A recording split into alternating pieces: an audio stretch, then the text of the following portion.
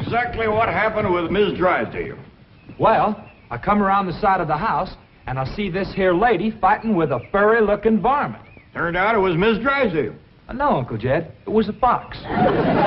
Lady was Miss Drysdale. Oh, yeah. So I grabs up the shotgun, and I says, "Step aside, lady, and I'll shoot it." Well, instead of that, she whipped around and throwed that thing in the air. Well, I shot it on the fly with both barrels. Blew my wife's fox fur to shreds. I wonder if she fainted dead away.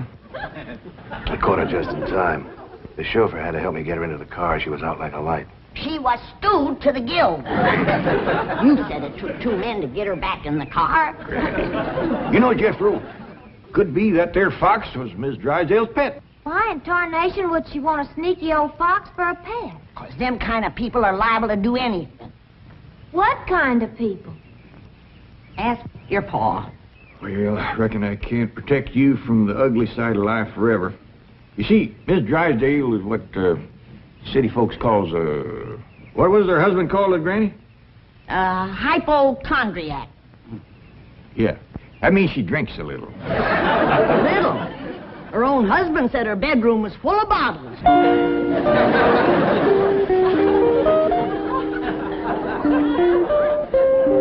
The doctor says she'll sleep for several hours. He gave her a sedative. What about Claude? Oh, she insisted that he have a sedative, too. Poor dog, he's probably the first canine hypochondriac. Well, let's be thankful for one thing, Mr. Drysdale. What's that? The tree outside the window. It completely obscures her view of the Clampett estate. Yes. And if that tree should ever lose its leaves and she gets one look at those hillbillies... It shall not happen. The Clampetts have agreed to accompany me to Palm Springs. Fine, fine. Now, you keep them there until I get Margaret back to Boston. Can do and will do. Maybe it's for the best that you know about that poor woman next door, Ellie. Now you can pitch in and help us get her cured. Yep. I'll need you to help find the makings from a sobering up mash. That's what I'll give her first. But Miss Jane said she was taking us to Palm Springs. Folks don't run off and leave the neighbors when they's in trouble. What are you going to need for your sobering up mash, Granny? Well, most of the stuff I got. But it takes pecan root, wretchweed, sourdough, skunk oil, chimney soot, spider webs, horse beard, snake wart, pepper leaves, chicken gizzards, stump water, coal oil, slippery elm ooze, and turpentine, and a few more things that's secret. Oh, and the biggest toad you can find. Granny, you use a live toad? That's just for testing. I give it a swaller to see how far it jumps. Last time Granny used a sobering up mash, set a new record. Clean over the top of Alverny Bradshaw's clothesline. That's tall jumping for a toad. Oh, this wasn't no toad. This was Alverny's husband, Homer. It was him Granny was sobering up. Well, Ellie, if you're going out in the brush hunting stuff for Granny, you'd best put on some old clothes. Okay, Pop. Well, let's get it going.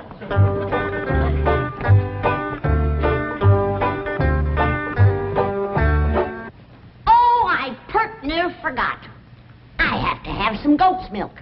After Mrs. Drysdale takes my sobering up mash, she has to have fresh goat's milk every half hour to stop the burning. Well, I reckon Jethro can borrow some. Well-to-do neighborhood like this, folks is bound to keep goats.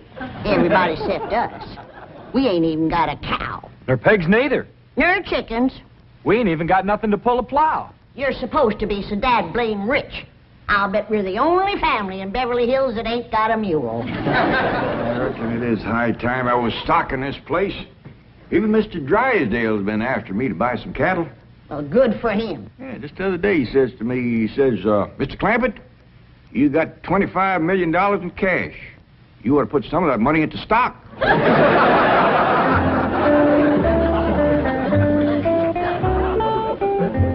Well, we better get busy now if we're going to find...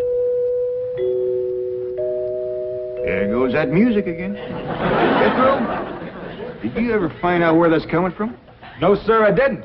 Every time I went to looking for it, somebody always come to the door. This time I'm going to find it for sure. Good hunting. Me and Granny will be figuring out what stock to buy.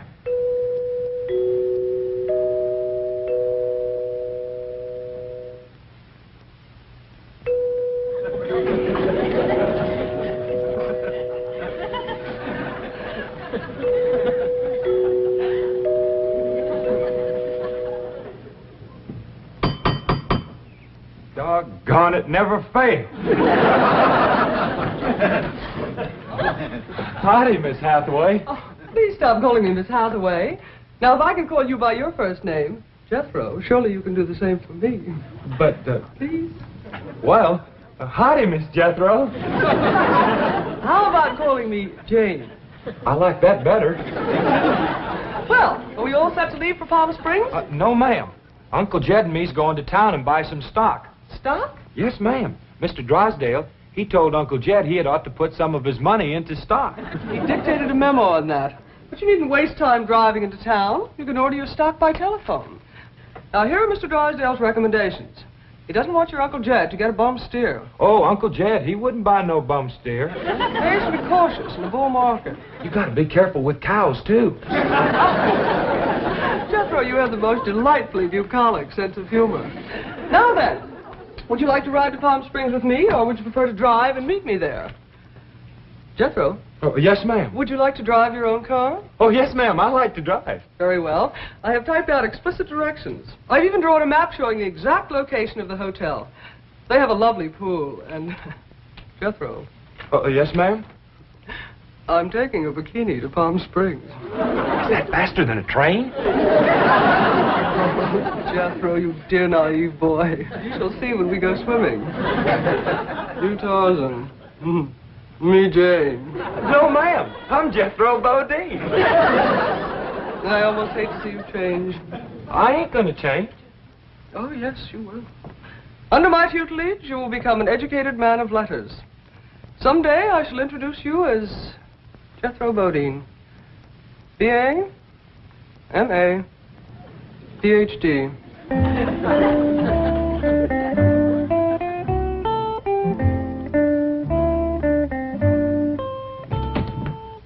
Awful smart woman, but that ain't the way you spell Bodine. All I know is this is the kind of stock Mr. Drysdale thinks is good.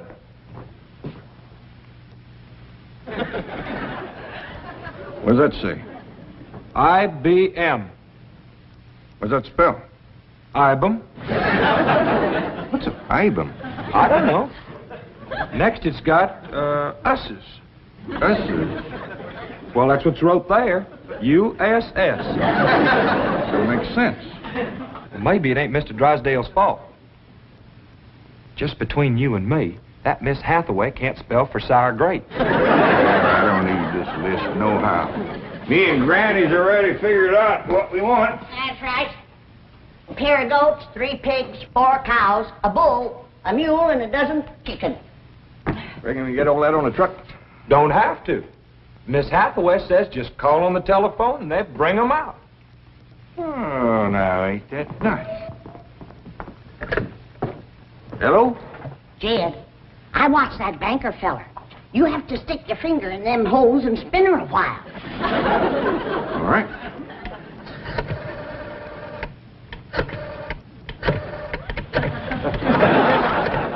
Reckon that ought to do it? Operator. Oh, howdy, ma'am. This here is Jed Clampett. I'd like to buy some stock. What number do you wish? Number? Oh, a couple of goats, 3 pigs, 4 cows, a bull, a mule, and a dozen chickens. I'll give you information. Well, thank you, ma'am. I appreciate all the information you can give me. It's the first time I ever bought stock on the telephone. Perhaps I'd better connect you with a supervisor. 2 heads is better than 1. Supervisor speaking. May I help you? Well, thank you, ma'am. This here is Jed Clampett. I'd like to buy some stock. Do you know the number you wish to reach? Well, that's more or less up to the animals. But the number I want to start with is a couple of goats, 3 pigs, 4 cows, a bull, a mule, and a dozen chickens. It sure is a dandy pen, Jethro. As soon as Ellie gets back from the Drysdale, she can milk this here goat.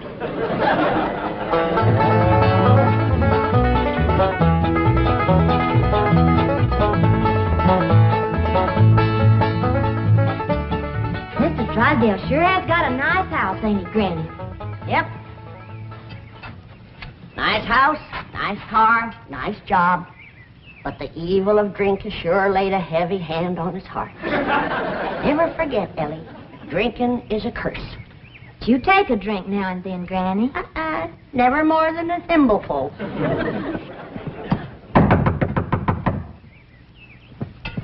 Oh, Ellie, you might have to hold Mrs. Drysdale while I spoon my sobering up mash down her. I'll throw a double scissors and an arm lock on her. Just so you don't cut off her wind, if she can't breathe. Howdy. We've come to see Miss Drysdale. I'm sorry, madam, but Mrs. Drysdale cannot be disturbed. Are you her kin?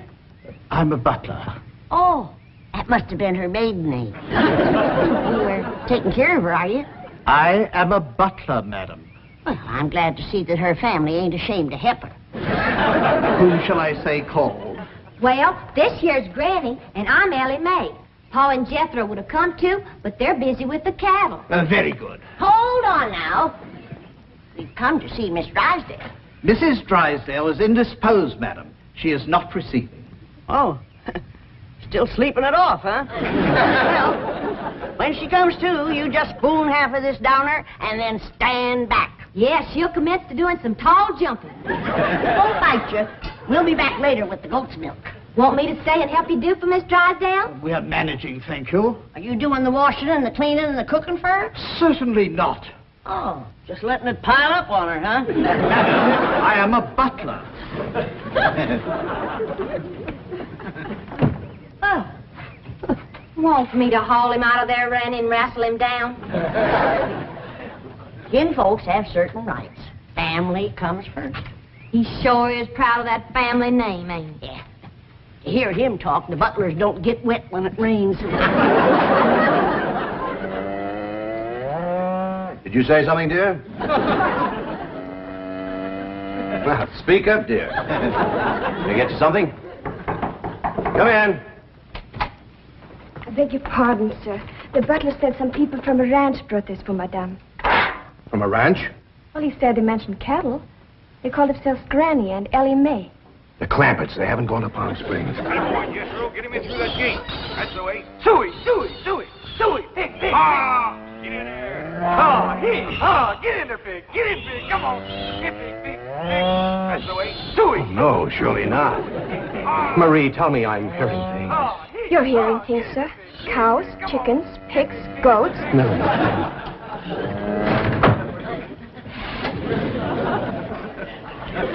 Anything I can do, sir? Pray, Marie. Pray.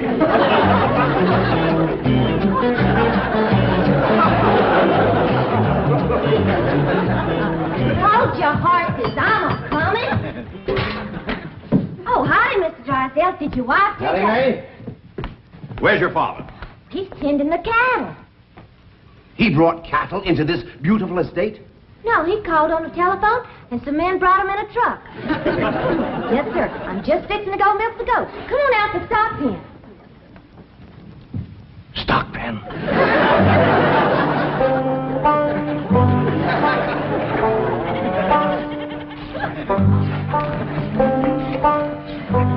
Yes, sir, Mr. Drysdale. I finally took your advice and put some of my money into stock. How's that goat milk, Ellie? Just fine, Pa. She sure is a dandy pen, Mr. Drysdale. Yeah, good stout fence around outside. Of course, that one across the middle ain't so much. Bulls already jumped it twice and ain't even mating season.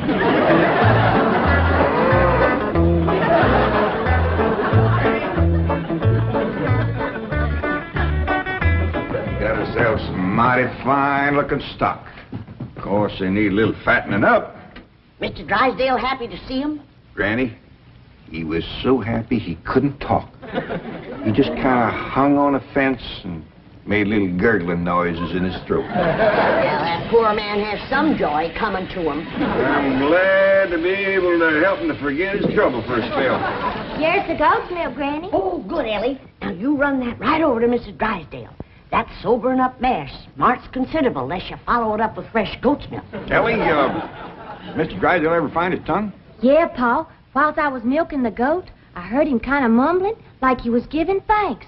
He says, "Oh, what have I done to deserve this?" Lord love him. Ain't that pitiful? Oh, hurry, child, now hurry. You know, Granny, it gives a person a mighty good feeling to help a neighbor. You betcha. And he needs us, because his wife's kin ain't no help.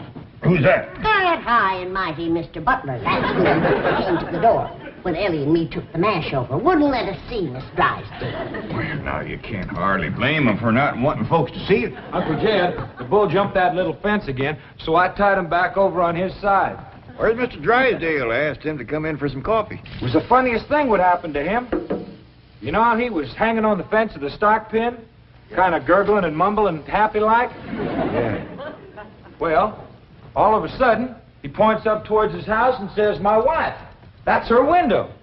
Then he goes tearing off into the bushes like a bear was after him. She took some mash and he seen her jumping. Looks like Ellie is going to get there with the goat's milk just in time. Oh, Sonny, Sonny, your mumsy just had the most ghastly dream. I was going to see our new neighbors, the Clampetts, and suddenly this dreadful giant appeared with a huge gun and shot my beautiful fox fur. Isn't that the most dreadful... Claude, what are you eating? Oh, did Ravenswood bring my darling boy some nice fishy scraps? Claude. Claude! Marie, come and get Claude. What's the matter, dear? Claude, he's having a seizure or something. Is something wrong? Yes, Marie. Open the window. Yes, let's have some fresh air. No. You take Claude to the doctor. I'll get the window.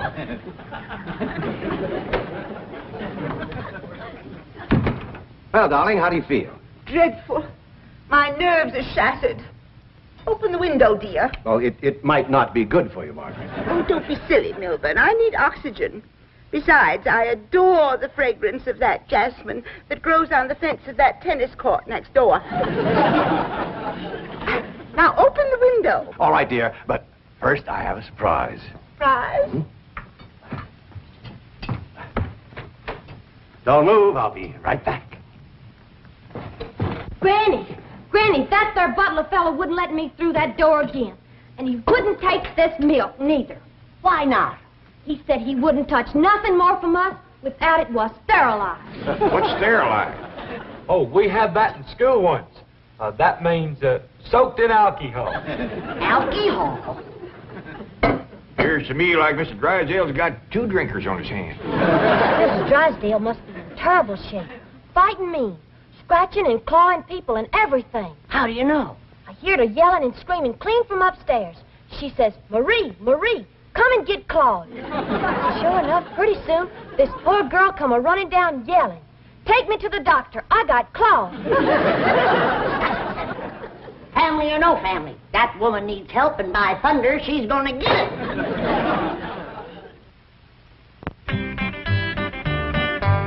Surprise! Surprise! Milburn, have you taken leave of your senses? You know I'm much too nervous to watch television. But, darling, the doctors in Boston said your nerves were just fine. Those Boston doctors. They had the audacity to tell me that I was perfectly healthy. I said, I'm not paying you all that money to tell me I'm healthy. Milburn, I do not want to watch television. Well, you don't have to watch it, dear. Just listen.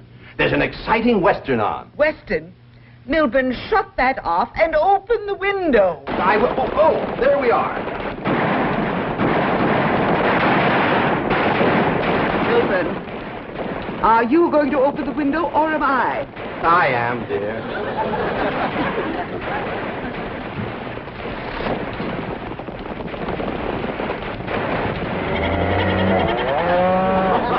There, you see, the cattlemen and the sheepmen are fighting it out. Well, if you won't turn it off, I will. Oh, dear, I do admit that's a very old plot, but I'm sure we can get something better.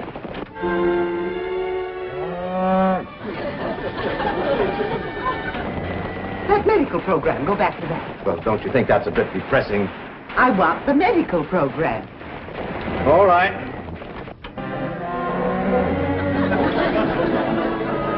Wilbur, I still hear the cattle and the goats. Yes, you see, this is the latest thing in television program. A medical western. A medical western? Yes, I think it's called Sagebrush Surgeon. That's the window he pointed to right there. I've got to get some fresh goat's milk up to that woman some way. I could shinny up the tree and climb right in that window. Oh, Jethro, it ain't fitting for a man to be in a woman's bedroom. How about me? No, Ellie.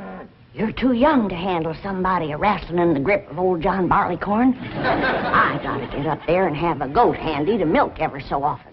I think I got it figured out, Granny. What? I'll get a rope, throw it over that limb, hoist you up to the window.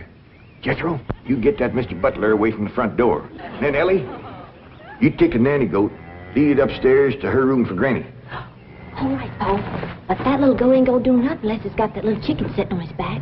That's all right. Raw egg ain't going to do Mrs. Drysdale a bit of harm.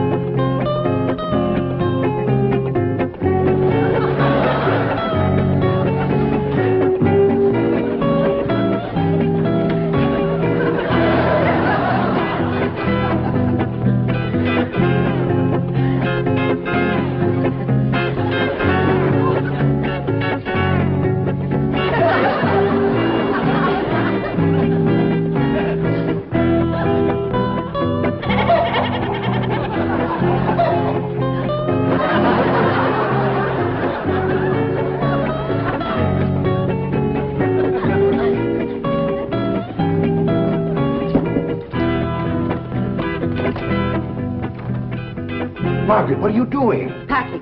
I'm leaving immediately. Oh, don't leave me. I love you. I love you too, Milburn. Why don't you come to Boston with me? You haven't seen Sonny for a long time. I don't understand. Why have you suddenly decided to go back to Boston? To see those doctors. Let them dare to tell me now I don't have a nervous condition. I'm even having hallucinations. It's wonderful. Hallucinations? I just saw a witch fly by that window, and there's a goat in the bathtub with a chicken riding on its back. Oh, you couldn't see them, dear. Only someone with my shattered nervous system. There goes the witch again. Oh, Milburn, I'm the happiest woman in the world. It's marvelous. Wait until those doctors hear this. Can't get in the attic and she won't open the window. Heist me up again. Here, Milburn. Let's have a vitamin toast to my coming triumph.